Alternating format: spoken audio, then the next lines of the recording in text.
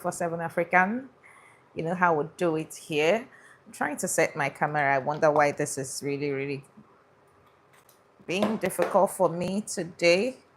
So today we'll talk about Senator Natasha Akpoti and all that happened in the 10th Senate, the whole rancor in the 10th Senate yesterday, what played out. According to her, quoting her, she said, I have been going through a lot. I have been going through a lot of sidelining.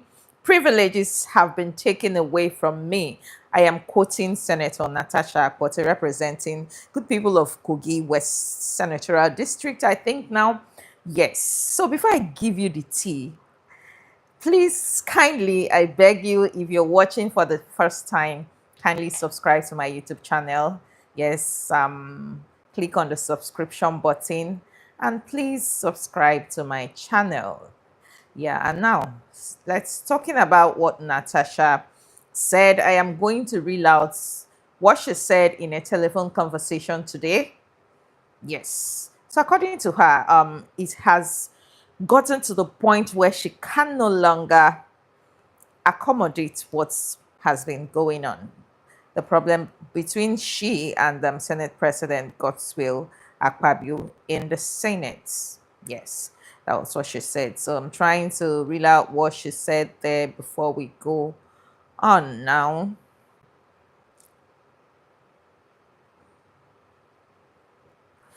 So she said she has been enduring a lot from the Senate president, even though she didn't call his name because she said she didn't want any issue from the 10th Assembly or she didn't want to face any litigation at all.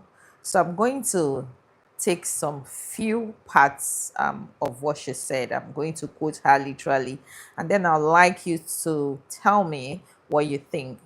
According to her, she said, quoting her now, she said, ever since yes, in a telephone interview today, she said, the fact is that I am facing a lot of harassment. I have been going through a lot. This is according to Senator Natasha. A lot. And I have been remained quiet because I didn't want to interpret or I didn't want to be interpreted wrongly. I didn't want any lawsuit against me. I just wanted to be given a chance to work. A lot of my privileges have been denied. I have been pulled out from many international activities that I was part of.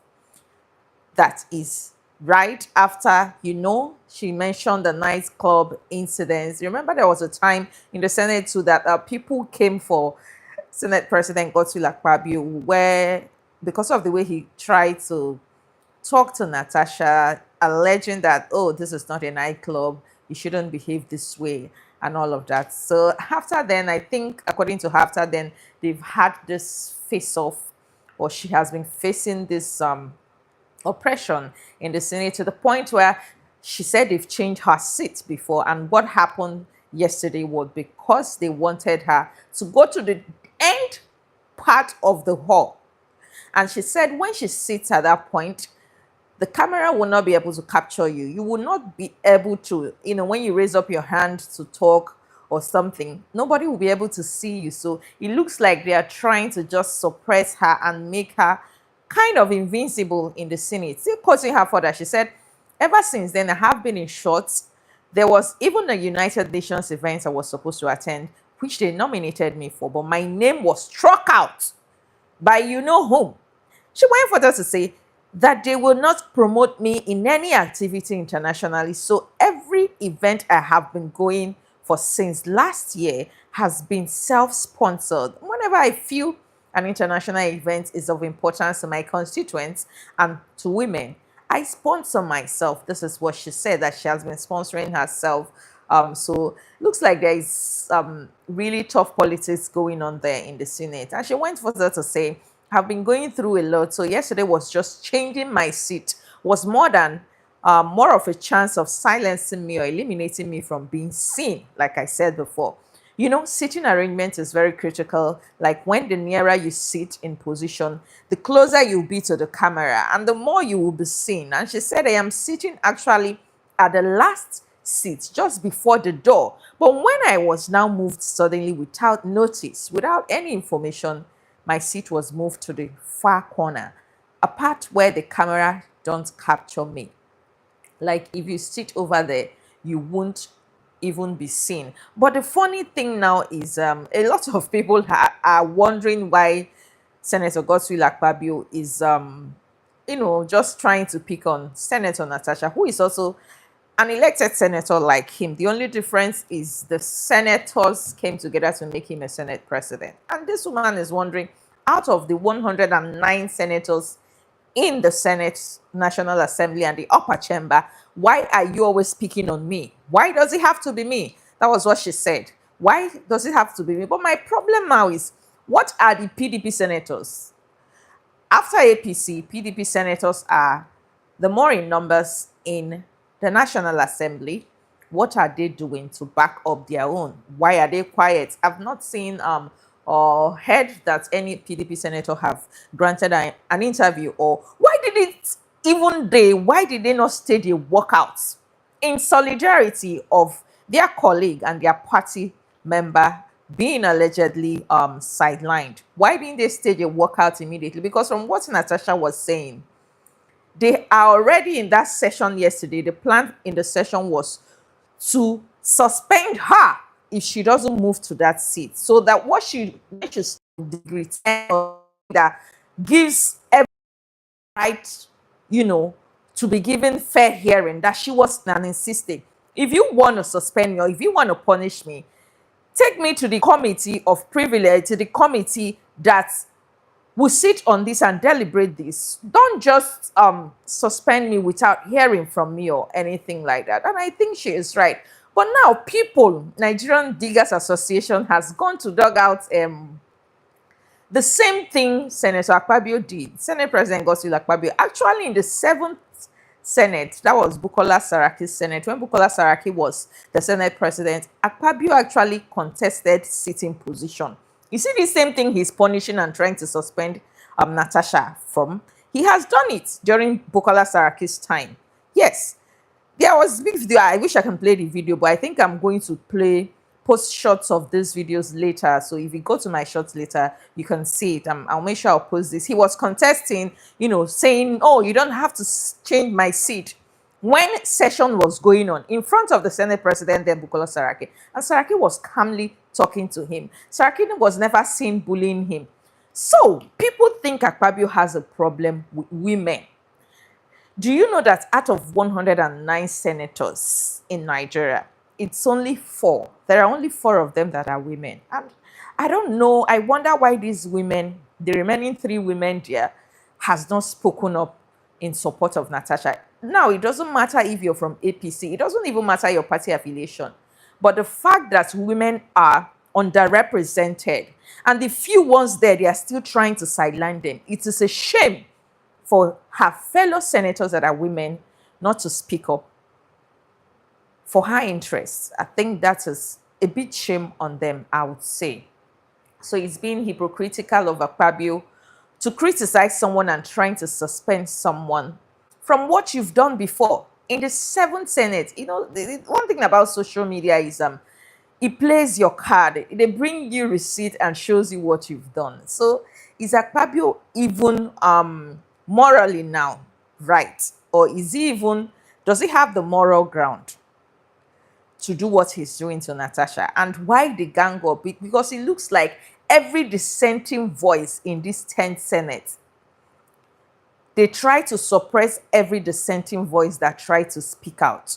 Why is it so? When you try to oppose, they try to sideline you. You remember what he did to Senator Ireti Kingibe too? Because of FCT issues and the demolitions. He never let her speak then. So if you say you're a Senate president and you don't have the support or you don't have the women at heart, how are you going to lead us better? It doesn't make sense. And I hope Senator Akpabio takes this seriously and works on whatever is going on there. Because you're a Senate president today. Tomorrow, you don't know what will happen. Look at what is happening in Lagos State House of Assembly. Because a lot of people said the reason why Obasa was being impeached or was impeached was because he was suppressing and he was acting like a totalitarian. There was so much authority there. He was sidelining and he wasn't letting his assembly members speak out. As much as you're a Senate president, this is to Godswill Akpabio now, distinguished Senate President Godswill Akpabio, as much as you're a Senate President, it is the senators that came together. I know I am sure that when you were canvassing for votes, when you were trying to get their votes, their lobby, you're trying to lobby them to vote for you, you didn't behave this way. So I think you should be a gentleman, especially when you are trying to deal with a woman. It's not so, it's ungentleman of you to try to oppress or to be seen as a man who tries to oppress women and a man who tries to oppress dissenting voices. Everybody doesn't have to agree with you. This is just barely 2 years. The next 2 years, what's going to happen as a Senate president? You don't have to do a direct line, and everyone doesn't have to agree with you. It doesn't make sense. So power is transient. It is on your table today. Tomorrow is not going to be on your table.